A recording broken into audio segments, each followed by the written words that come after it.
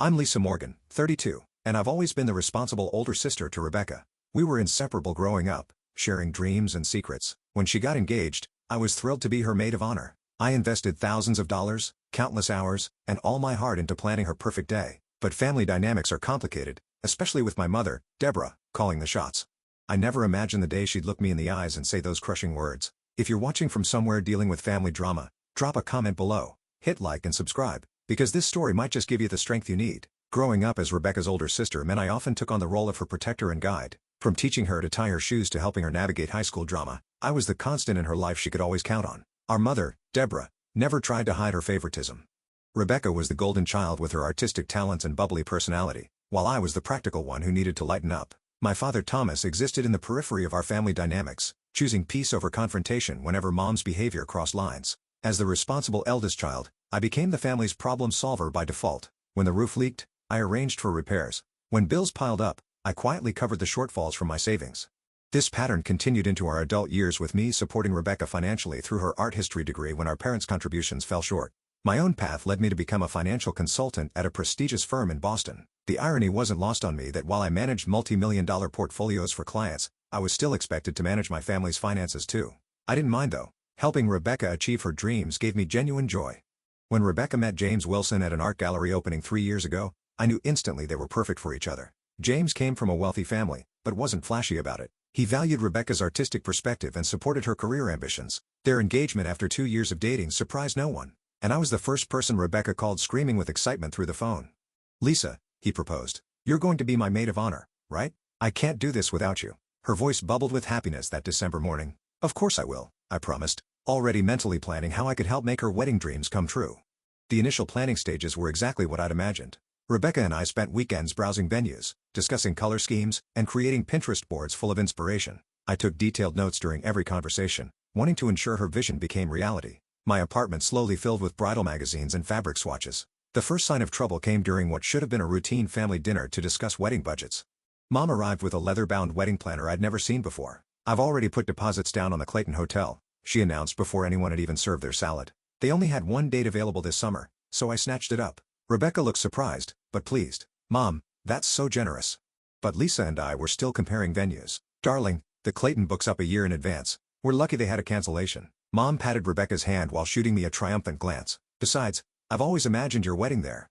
That was the first of many decisions made without consultation. Within weeks, Mom had essentially taken over, transforming from occasional participant to wedding dictator. Vendors I'd researched were dismissed in favor of her friends' recommendations. The color scheme Rebecca and I had settled on was suddenly too drab. "It's fine," Rebecca assured me when I expressed concern. "Mom's really enjoying this, and it makes planning easier. Plus, she and Dad are contributing a lot financially." I bit my tongue and stepped back, still helping where I could but increasingly feeling like an outsider looking in. That feeling intensified when my cousin Megan started appearing in planning photos on social media. Megan had always orbited our family events with a particular interest in being part of the inner circle. Now she was suddenly accompanying Rebecca and Mom to vendor meetings I hadn't been invited to. In one Instagram photo, she was holding color swatches against bridesmaid dress options, a task I thought would be mine as maid of honor. Rebecca seems closer to Megan these days, I mentioned casually to my boyfriend, Tyler, one evening as I scrolled through yet another photo of them at a cake tasting. "Maybe it's just because Megan has more free time," Tyler suggested, always the voice of reason. "You've been slammed at work this quarter." I nodded, pushing down the nagging worry that something more significant was happening. After all, Rebecca and I had been each other's constants for 30 years. A few weeks of wedding planning couldn't change that, could it? But as spring progressed, the invitations to planning events stopped coming altogether. When I called Rebecca to check in, her responses became increasingly vague and rushed. The detailed discussions about centerpieces and music selections were replaced with quick texts, "Mom's handling it," or "already figured it out." Meanwhile, I was still financially contributing to elements of the wedding, paying the deposit for the photographer Rebecca loved, but Mom thought was too expensive, ordering custom welcome baskets for out-of-town guests, and secretly arranging what I hoped would be the perfect wedding gift, a luxury honeymoon to Bali, complete with first-class flights and a private villa with ocean views. I told myself everything would return to normal after the wedding. This was just a stressful time, and soon my sister and I would laugh about Mom's wedding takeover over wine in her new married apartment. I didn't realize then how wrong I was or how quickly the situation would deteriorate beyond what I ever thought possible. The day I discovered I wasn't invited to Rebecca's wedding dress shopping was like a punch to the chest. I found out through an innocent question from my coworker Natalie, who happened to be friends with the boutique owner. "How was Rebecca's appointment yesterday? Sandra mentioned your sister found the one right away." I froze, coffee cup halfway to my lips. "What appointment?" Natalie's expression shifted from excited to uncomfortable. Oh, at Elegant Moments? Sandra said your mom, sister, and cousin had champagne and spent hours there. I just assumed you were there too. I mumbled something about a last-minute work emergency and escaped to the bathroom, where I stared at my reflection and tried to make sense of being excluded from such an important moment. Rebecca and I had talked about wedding dress shopping since we were teenagers, pretending pillowcases were veils and making promises about being there for each other's special moments. I called Rebecca that evening, my voice carefully controlled. How was dress shopping? A pause. Oh, it just happened really fast. Mom had an appointment, and it wasn't supposed to be the actual shopping day, just a preliminary look. With Megan? Another pause. She was free, and we needed a third opinion. I could have made myself free, I said quietly. You could have asked. Lisa, don't make this a big deal. There will be plenty of other wedding stuff you can be part of. But the other wedding stuff never materialized. The bridal shower was organized without my input, though I was asked to contribute financially to the venue. The bachelorette party planning was taken over by Megan, who chose a destination I knew Rebecca wouldn't truly enjoy. When I offered suggestions based on 30 years of knowing my sister, they were dismissed as not what Rebecca wants anymore. Still, I continued to support from the shadows. I finalized the honeymoon arrangements, spending $8,600 on first-class flights, luxury accommodations, and special experiences I knew the couple would love. I imagined Rebecca's face when I presented her with the surprise at the rehearsal dinner, pictured the hug and the return of our sisterly bond. Meanwhile, the distance between us grew. Rebecca began declining our traditional Sunday brunches, always with a different excuse. When we did speak, our conversations felt scripted and shallow, nothing like the deep talks we'd always shared. Is everything okay between us? I finally asked directly after 3 weeks of increasingly sporadic communication. Everything's fine. I'm just super busy with wedding stuff, she replied, not quite meeting my eyes. Mom's been amazing handling all the details. At a family gathering in May, just 2 months before the wedding, I overheard a conversation that made my blood run cold. I had stepped into the kitchen to refill my water glass when I heard my name from the adjacent dining room. Lisa's always been difficult. My mother's voice carried clearly. Rebecca's finally seeing it now. Always has to control everything, make everything about her accomplishments. It must be hard for Rebecca, Megan responded, voice dripping with fake sympathy, especially during her wedding when she should be the center of attention. Exactly. That's why we've had to minimize her involvement for Rebecca's sake. I stood frozen, water overflowing my glass as their words sank in. My own mother was actively working to exclude me from my sister's wedding, painting me as some sort of attention-seeking monster to anyone who would listen. That night, I broke down to Tyler, finally voicing the fears I'd been suppressing for months. What if they don't even want me at the wedding anymore? What if all this distancing is leading to something worse? Tyler pulled me close, his steady presence a contrast to my shaking hands. That's not possible. You're Rebecca's sister, and you've done nothing but support her. But what if Mom has convinced her otherwise? You don't know how persuasive she can be, how she twists things. Then you need to talk to Rebecca directly, Tyler said firmly. No more guessing. No more hoping it will get better on its own.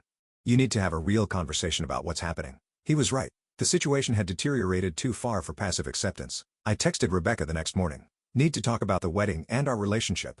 Can we meet tomorrow? Her response came hours later. Really busy with wedding stuff. Come to Mom and Dad's on Thursday at 7. We can talk then. Those 5 days were among the longest of my life. I rehearsed what I would say, how I would calmly express my hurt without accusation. I reminded myself that Rebecca might be caught in the middle, pressured by our mother's strong personality. I arrived at our parents' house Thursday evening with a heart full of hope for reconciliation and clarity. I had no idea I was walking into an ambush that would shatter my relationship with my family and force me to redefine what loyalty and self-respect truly meant. The evening air felt unusually still as I parked outside my parents' colonial-style home that Thursday. The familiar driveway where Rebecca and I had played hopscotch as kids now felt like foreign territory. I checked my reflection in the rear-view mirror, straightened my blouse, and took a deep breath before heading to the front door. Mom answered before I could even ring the bell, her expression unreadable. "We're in the living room," she said curtly, turning without waiting for my response.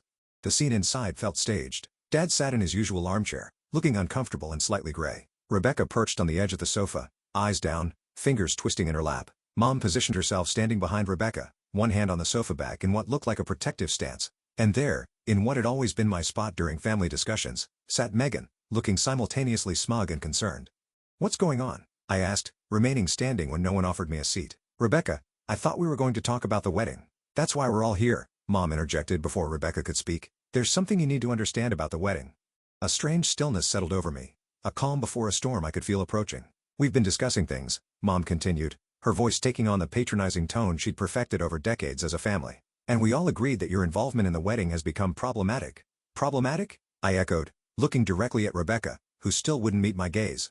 "Your controlling behavior, your need to make everything about yourself," Mom said, ticking off points on her fingers like items on a grocery list. "The way you've tried to overshadow Rebecca's special time with your opinions and your financial contributions. I felt as though I'd stepped into an alternate reality.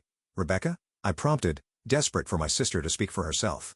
She finally looked up, her expression a mixture of guilt and rehearsed resolve. "It's just been really stressful, Lisa. Every time you get involved, there's tension. Mom thinks, I repeated softly. "What do you think, Rebecca?" Before she could answer, Mom stepped forward, placing herself partially between us. "What Rebecca thinks is that her wedding should be a happy occasion, and frankly, your presence would make that impossible." The room seemed to tilt slightly as her words registered. "My presence at the planning, you mean?" Mom's lips curved into what can only be described as a smirk.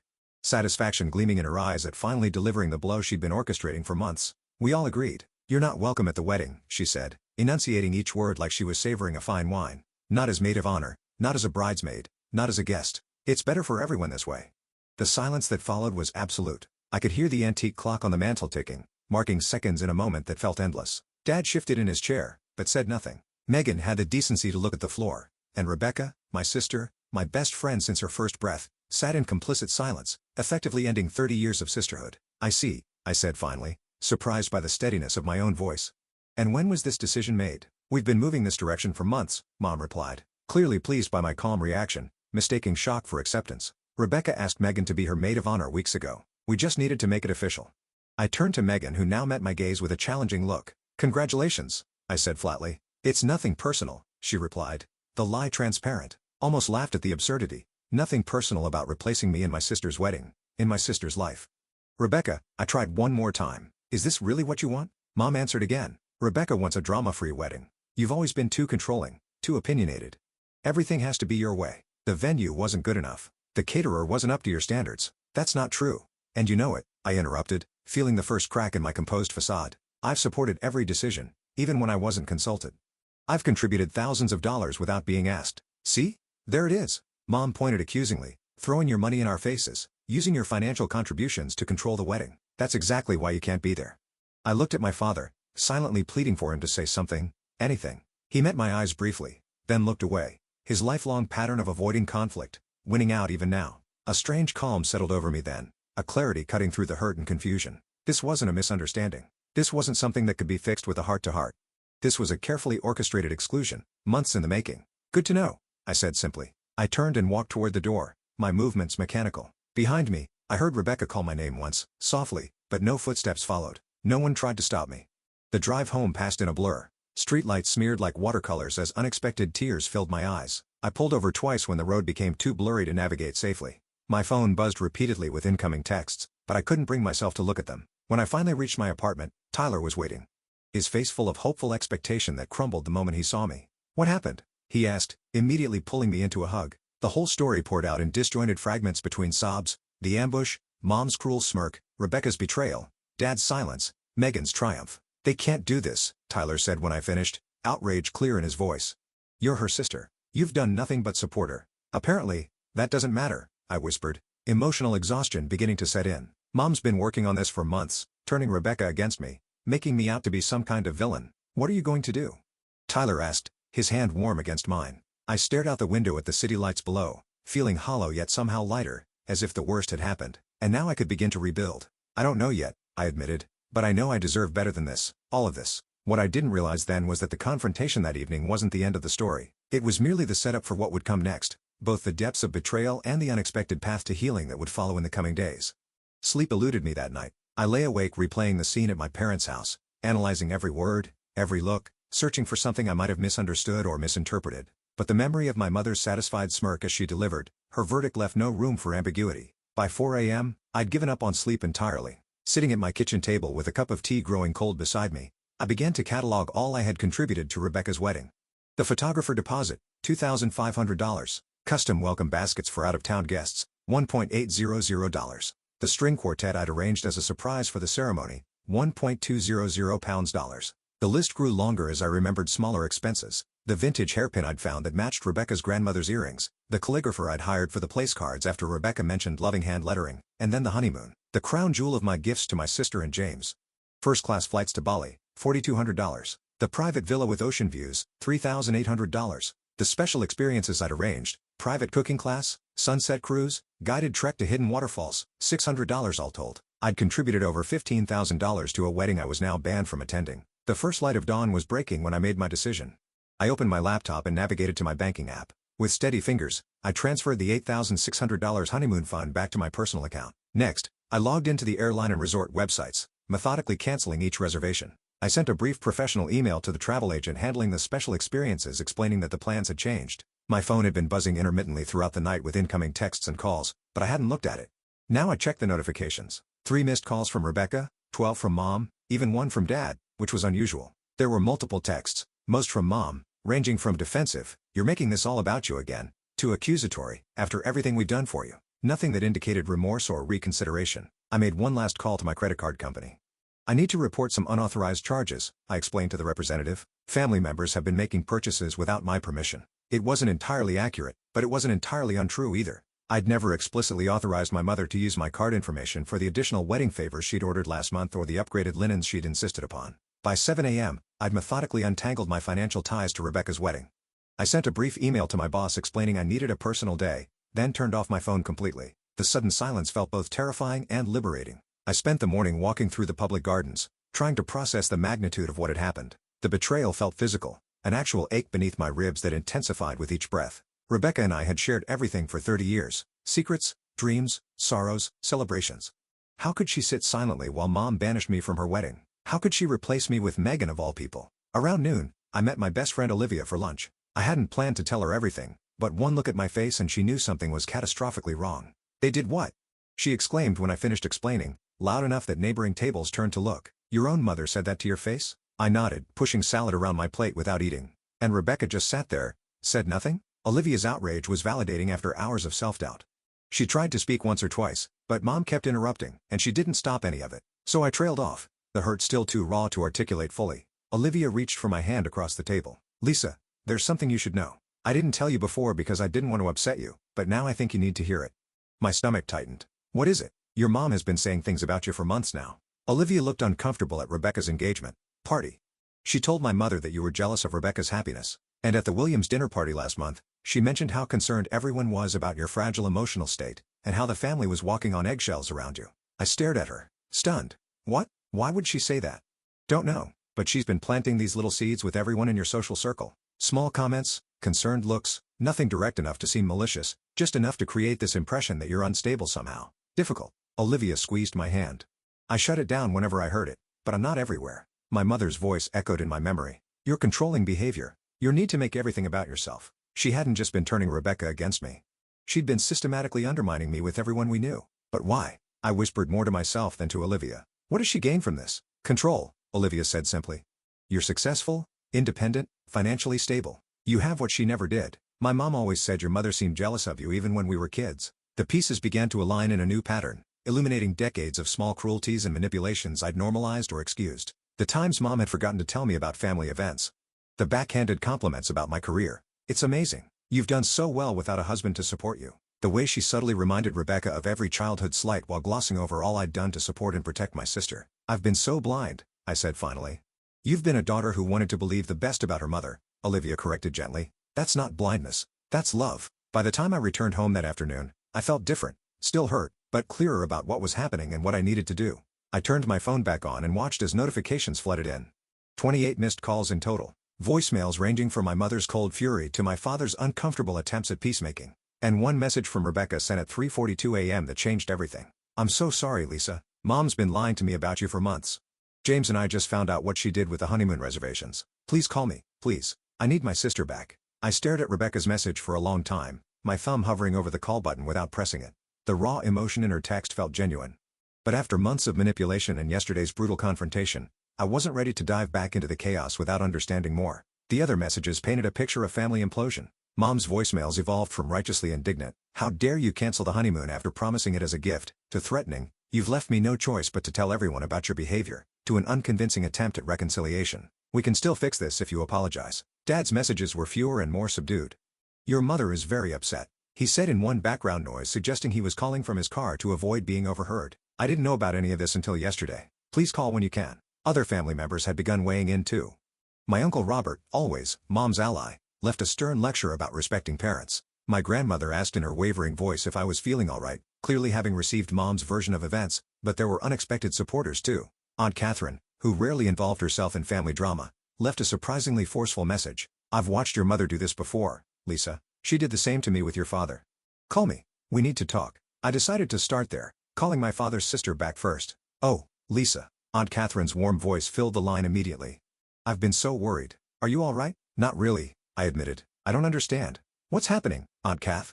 Why would Mom do this? Because you threaten her, she said simply. You always have since you were little. So capable, so independent. Deborah needs to be needed to control everything. When that's challenged, she reacts. By turning my sister against me? By banning me from the wedding? It's what she does. Catherine sighed. She did the same to me when I was your age. Your father and I were always close. But when he met Deborah, things changed. She created conflicts that didn't exist. Told your father I'd said terrible things about her. By their wedding, I wasn't welcome either. I sat down heavily processing this revelation. Dad never told me that. Thomas has always chosen peace over confrontation, especially with your mother. We eventually reconciled, but only years later and never like before. Her voice softened. But this isn't about old history. This is about stopping the pattern now before your relationship with Rebecca is permanently damaged. After speaking with Catherine, I called my best friend from college, Andrea, who worked as a therapist. Without breaking confidentiality, she helped me understand the dynamics at play. Narcissistic patterns, triangulation, the golden child scapegoat dynamic that had shaped my relationship with Rebecca since childhood. The most important thing, Andrea emphasized, is protecting your own boundaries while leaving room for Rebecca to find her way back. She's been manipulated too, remember? I was still processing this advice when my phone rang again. James, Rebecca's fiancé. Lisa. He sounded genuinely distressed. Thank God you answered. It's been chaos here. Rebecca's been crying for hours. What happened, James? I kept my voice neutral, not ready to extend trust. We found out what your mother's been doing, the lies she's been telling, the emails she altered. Lisa, Rebecca never knew you were excluded from dress shopping. Your mom told her you couldn't make it, showed her text from you canceling. What? I never sent any texts? We know that now. Your mother apparently created fake conversations to show Rebecca, making it look like you were too busy or didn't care about wedding activities. His voice hardened. When we confronted her, she admitted to changing the names in the contact list on Rebecca's phone too, rerouting some of your texts to her own phone. The level of deliberate manipulation was staggering. But yesterday, at the house, Rebecca thought that meeting was to reconcile things. Your mother told her you'd been saying horrible things about the wedding, that you needed to hear how hurt everyone was. She never expected what actually happened?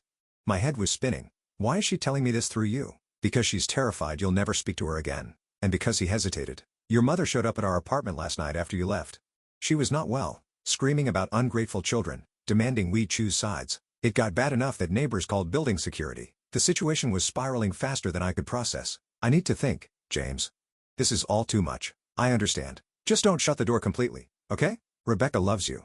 She's been manipulated too. I promised nothing but said I'd be in touch soon. I barely had time to absorb this conversation before my work phone rang. It was Sandra, our office receptionist. Lisa, I hate to bother you on your day off, but there's a situation here. Your mother arrived about 20 minutes ago demanding to see you. When I explained you weren't in, she's causing quite a scene in the lobby. My professional and personal worlds were colliding in the worst possible way. What is she doing exactly? Making accusations, telling anyone who'll listen that you've stolen money from her, that you're experiencing some kind of breakdown. Sandra lowered her voice. Mr. Daniels is trying to handle it, but she's becoming increasingly erratic. I'll be right there, I said, grabbing my keys. The 15-minute drive to my office felt like entering a battle zone. Mom had never visited my workplace before, had shown minimal interest in my career beyond how it benefited the family financially. Now she was there, deliberately targeting the professional reputation I'd spent years building. I arrived to find security escorting my mother from the building, her voice carrying across the lobby. You don't know what she's capable of. She's always been troubled. The embarrassment was acute, burning across my face as colleagues watched the scene unfold. Mr. Daniels, my direct supervisor, approached with concern. Lisa, take whatever time you need to handle this personal matter, he said quietly. Your work speaks for itself. No one here is paying attention to unfounded accusations. His support should have been comforting, but the public spectacle left me feeling exposed and violated. This wasn't just about a wedding anymore. Mom was actively trying to destroy the foundations of my life, my reputation, my relationships, my career. As security guided my mother to the parking lot, her eyes locked with mine across the lobby. Instead of the remorse or shame one might expect, I saw only cold fury and something worse. Satisfaction at having disrupted my carefully ordered world. In that moment, something shifted within me. The hurt child seeking maternal approval disappeared, replaced by a clear-eyed adult who could finally see the pattern of manipulation for what it was. This wasn't love. This wasn't family. This was abuse, and it had gone on long enough. I returned to my apartment and made a decision. It was time to address this situation once and for all, not with emotional reactions, but with calm, irrefutable truth. I would meet with Rebecca and anyone else involved to lay out exactly what had happened and establish boundaries that would protect my well-being going forward, whether those boundaries included attending the wedding or even maintaining contact with my mother remained to be seen. But for the first time, I understood that I deserved better treatment than I'd received, and I was prepared to demand it. 2 days later, I sat at a corner table in a neutral location, a quiet cafe halfway between my apartment and Rebecca's. I'd arrived early to settle my nerves, arranging printed evidence in a folder beside me, screenshots of original texts that contradicted Mom's fabricated ones, email confirmations of wedding arrangements I'd made, bank statements showing my financial contributions. Rebecca arrived alone, looking smaller somehow. Her usual confidence diminished. Dark circles beneath her eyes matched my own. "Thank you for coming," she said softly, sliding into the chair opposite me. "James isn't joining us?" I asked, having expected him after our phone conversation. "He's parking the car. I wanted a few minutes with just you first." Her hands trembled slightly as she arranged her purse beside her. "Lisa, I don't even know where to begin." I waited, giving her space to find her words. This wasn't how I'd pictured our first conversation after the confrontation, but nothing about this situation had followed expected patterns. "I believed her," Rebecca finally said, voice breaking. "All these months, Mom has been showing me texts from you canceling plans, telling me you thought my wedding choices were tacky, that you were too busy with your important career to be bothered with wedding details." Tears spilled onto her cheeks. I believed her because it was easier than thinking my mother would lie so completely, so deliberately. "She showed you fake texts?" I asked, still struggling to comprehend the extent of the deception. Rebecca nodded, pulling out her phone. "James figured it out. Look at this." She showed me her messaging app, scrolling to conversations with me, except they weren't my words at all. Messages dismissing wedding plans, complaining about costs, making snide remarks about her choices, all attributed to my number, but written in a voice nothing like mine. Mom had access to my phone. She created a contact with her number but your name. When I thought I was texting you, I was actually texting her. Then she'd respond pretending to be you. Rebecca wiped her eyes, and she deleted real messages from you. I never received half the things you sent me. The methodical nature of the deception was staggering. But what about when we saw each other in person? Surely you could tell something was off. We barely saw each other these past few months. Mom always had an excuse for why you couldn't make it to wedding events. And when we did meet, she was always there, controlling the conversation, interpreting everything you said in the worst possible light afterward. Rebecca looked up as James approached the table. She poisoned everything. James set down 3 coffees before taking a seat beside Rebecca. "Lisa, I'm so sorry. I should have seen what was happening sooner." "How did you figure it out?" I asked. "The honeymoon cancellation was the tipping point," James explained. "When Rebecca got the notification, she was confused because she didn't even know about the Bali trip. Your mother claimed you had promised this elaborate honeymoon, but canceled it vindictively after being rightly excluded from the wedding." "But that made no sense," Rebecca interjected. "Why would you spend thousands on a honeymoon for us if you were as resentful as Mom claimed?" "So we started investigating, checking her phone records, comparing timestamps of messages." James continued. "Once we started looking for inconsistencies, the whole fabrication fell apart. The final proof came when we found a folder on your mother's tablet. She'd actually been keeping screenshots of fake conversations she created, probably to keep her story straight." I pushed my folder across the table. I brought my own evidence. Bank transfers, original emails, everything. As Rebecca and James reviewed the documents, their expressions shifted from shock to horror to indignation. The contrast between my actual words and actions versus what my mother had portrayed couldn't have been starker. "That day at your parents' house," James said, "Rebecca thought we were meeting to clear the air about miscommunications. She had no idea your mother was planning to ban you from the wedding." I froze, Rebecca admitted, shame evident in her voice. "When Mom started saying those terrible things, claiming we'd all agreed, I was in shock. By the time I processed what was happening, you were already gone." Her hand reached for mine across the table. "Lisa, I never agreed to exclude you from my wedding. Never. You're my sister, my best friend. I can't get married without you there." The validation of my experience brought a rush of emotion I hadn't expected. For months, I'd been gaslit into questioning my own perceptions, my own worth in my family. "We need to talk about Mom," I said, once I could trust my voice again. "This isn't normal behavior. This is deliberate, calculated manipulation." "It gets worse," James said grimly. "After you left that night, Rebecca confronted your mother. The things she said, the venom, it was like watching someone transform into a different person." Rebecca nodded. "She admitted to everything, but with no remorse. She said she was protecting me from your negative influence. When I said I wanted you back in the wedding, she threatened to withdraw all financial support and tell everyone in the family I was having a pre-wedding breakdown. Just like what she's been saying about me," I murmured. "Exactly," James confirmed. "It's a pattern she uses to discredit anyone who challenges her." We spent the next hour mapping out the full extent of my mother's manipulation.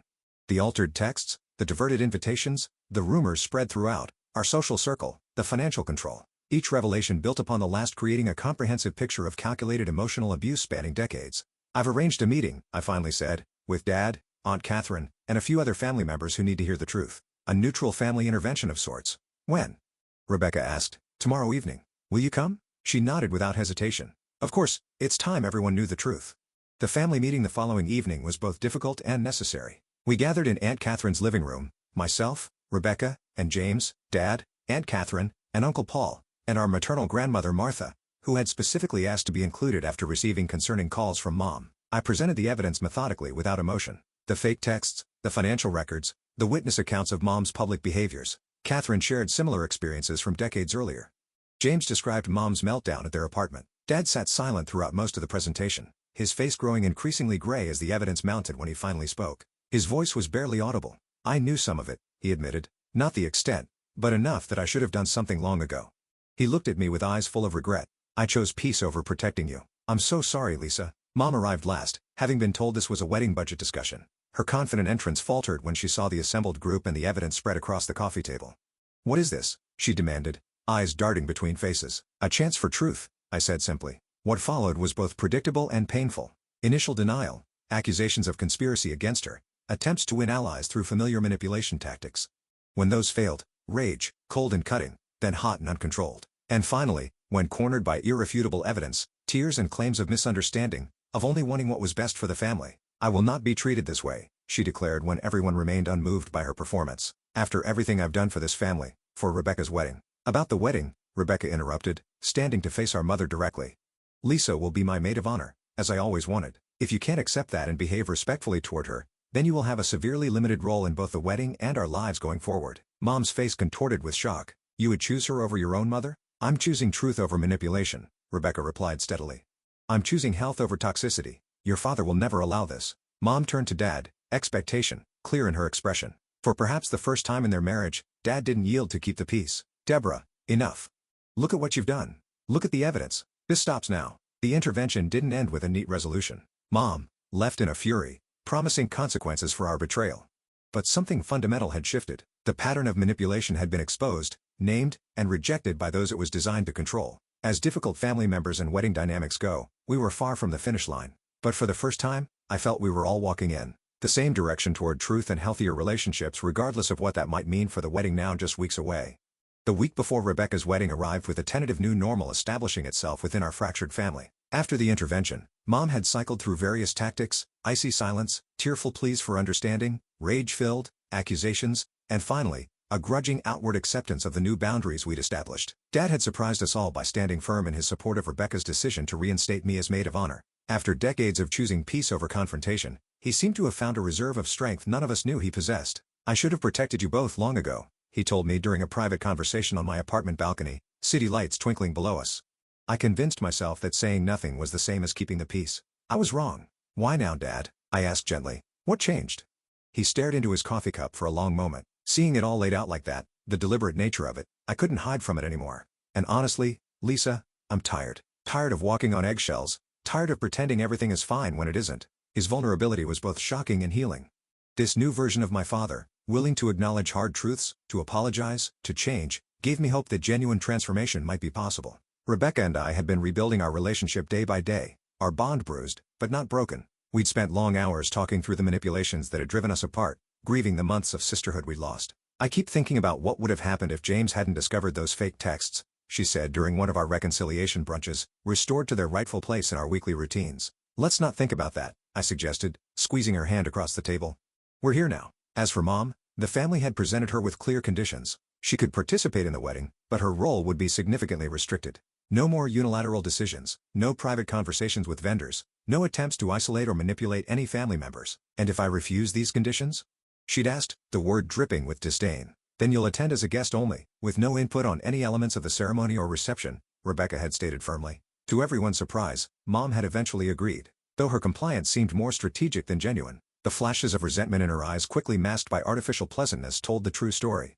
My own journey through this ordeal had been transformative in unexpected ways. The initial devastation had given way to clarity about family dynamics I'd normalized for too long. Working with a therapist specializing in family trauma, I'd begun to recognize patterns of enabling and people-pleasing in my own behavior that had made me vulnerable to manipulation. Your worth isn't measured by what you provide to others, Dr. Marshall reminded me during a particularly difficult session. Not financially, not emotionally, not practically. These words became a mantra as wedding preparations entered their final phase. I reinstated my role as maid of honor with a newfound sense of boundaries. Yes, I would help coordinate the bridesmaids and assist Rebecca with last-minute details. No, I would not deplete my savings or sacrifice my well-being to manage everyone else's emotions. I'd also rebooked a modified version of the honeymoon package for Rebecca and James, still generous, but scaled to reflect my new understanding of healthy giving. "This is a gift freely given with no strings attached," I told them when presenting the revised itinerary, "not a payment for inclusion or affection." The wedding day itself arrived sunny and clear, a beautiful contrast to the emotional storms of previous months. The ceremony was scheduled for 4 p.m. at the Clayton Hotel, leaving the morning and early afternoon for preparations. Mom maintained her promised behavior, though the effort visibly strained her. Her interactions with me were minimal, but outwardly polite. Her attention focused on playing the role of mother of the bride perfectly for the gathering guests. As I helped Rebecca into her wedding dress, the one I hadn't been present to see her choose, I felt a momentary pang of loss for the uncomplicated joy this day should have held. Rebecca caught my expression in the mirror. "I wish we could erase the last few months," she said softly. "I don't." I surprised myself by responding. As painful as it was, it brought truth into the open. "We can build something healthier now." She turned to face me, radiant in ivory lace. "When did my big sister get so wise?" "Probably around the time my little sister got so brave," I replied, carefully adjusting her veil. The ceremony proceeded beautifully. I stood proudly beside Rebecca holding her bouquet as she and James exchanged vows full of authentic emotion. Mom sat in the front row beside Dad, her composure perfect, her eyes occasionally meeting mine with unreadable emotion. It was during the reception that the most unexpected moment of healing occurred. As guests mingled during cocktail hour, I found myself momentarily alone near the gift table, adjusting some displaced cards. "The calligraphy is beautiful." Mom's voice came from behind me. "That was your doing, wasn't it?" I turned, braced for criticism disguised as a compliment, but her expression held something I rarely saw directed at me: genuine appreciation. "Yes," I answered simply. "Rebecca mentioned loving hand lettering, so," Mom nodded, an uncomfortable silence stretching between us. Finally, she spoke again, her voice lower, less certain. "You've always noticed those details about people, what they love, what matters to them. I never had that gift." The admission, so small yet so significant coming from her, left me momentarily speechless. "The therapist Catherine recommended," Mom continued, looking anywhere but at me, "says I need to practice acknowledging other strengths without feeling diminished by them." A brief humorless laugh. "Apparently, I have work to do in that area." "You're seeing a therapist?" I couldn't keep the surprise from my voice. "Your father insisted." "After everything?" She trailed off, then squared her shoulders. "I don't expect this to fix things between us. I know that will take time, if it's even possible, but I am trying." It wasn't an apology. It wasn't a transformation, but it was a tiny crack in the fortress of denial she'd built around herself. And for today, that was enough. 1 month after the wedding, our family began tentative group therapy sessions. Mom attended reluctantly at first, then with increasing willingness as the framework gave her acceptable ways to express her needs without manipulation. Dad found his voice gradually, speaking truths long suppressed. Rebecca and I strengthened, our sisterhood, now built on mutual respect rather than codependent patterns. My own healing journey continued independently as well. I established clearer boundaries in all relationships, not just with family. I learned to recognize when my helping veered into unhealthy territory, and most importantly, I began to value myself apart from what I could provide or do for others. Tyler had been my rock throughout the entire ordeal, his steadfast support never wavering. 6 months after Rebecca's wedding, during a weekend hike to our favorite mountain overlook, he proposed. "Yes," I said without hesitation, "but with one condition." He raised an eyebrow. "Waiting. Our wedding planning stays between us. Small committee, clear boundaries, no drama." His laughter echoed across the valley below us. "Deal." Life continued to evolve in the years that followed. Mom's progress came in fits and starts, some days showing genuine growth, others falling back into old patterns. Dad discovered a newfound confidence that revitalized not just his marriage, but his long-deferred personal interests. Rebecca and James welcomed their first child, making me an aunt to a little girl whose middle name, Lisa, brought tears to my eyes. And I learned perhaps the most valuable lesson of all, that forgiveness doesn't require forgetting, that boundaries aren't barriers to love, but foundations for its healthiest expression, and that standing firm in your own worth is not selfish, but essential. The journey from that devastating night when my mother said those cruel words, "We all agreed you're not welcome at the wedding," to where I stand now wasn't direct or easy. It required courage to face painful truths, wisdom to distinguish healthy relationships from toxic ones, and strength to demand the respect I deserved.